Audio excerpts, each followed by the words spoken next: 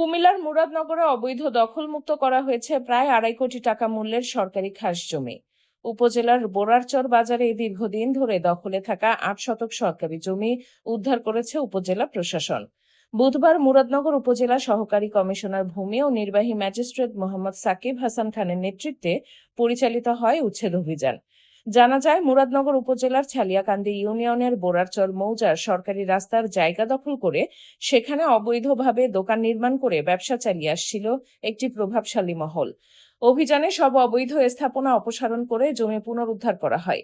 সরকারি কমিশনার ও নির্বাহী ম্যাজিস্ট্রেট সাকিব হাসান খান জানান, উদ্ধার হওয়া জমির বর্তমান বাজার মূল্য প্রায় 2.5 কোটি টাকা। প্রকৃতপক্ষে আমাদের 1 নং খাসখতিয়ানের সরকারি জায়গা রাস্তা শ্রেণী ছিল।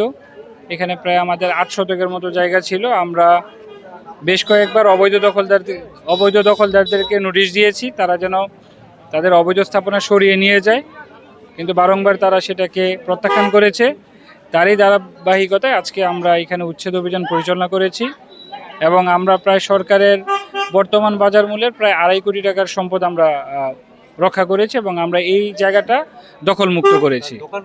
সরকারি সম্পত্তি রক্ষায় প্রশাসনের অভিযান অব্যাহত থাকবে। স্থানীয়রা বলছেন, দখলের কারণে বোরারচর সরকারি প্রাথমিক বিদ্যালয়ের শিক্ষার্থী ও সাধারণ মানুষের চলাচলে দীর্ঘদিন ধরে ভোগান্তি ছিল।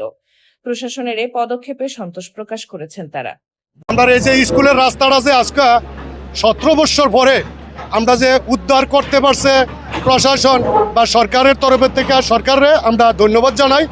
আমি বোরারচরবাসীর এই স্কুলের জন্য যেই রাস্তাটা আজকে প্রশাসনের হস্তক্ষেপে যে পরিষ্কার হয়েছে, এখানে যানজটমুক্ত হয়েছে, এখানে সরকারি জায়গা উদ্ধার হয়েছে, আমাদের স্কুলের রাস্তাটা স্কুল নতুনভাবে স্থাপনের জন্য একটা বিশেষ ব্যবস্থা হয়েছে।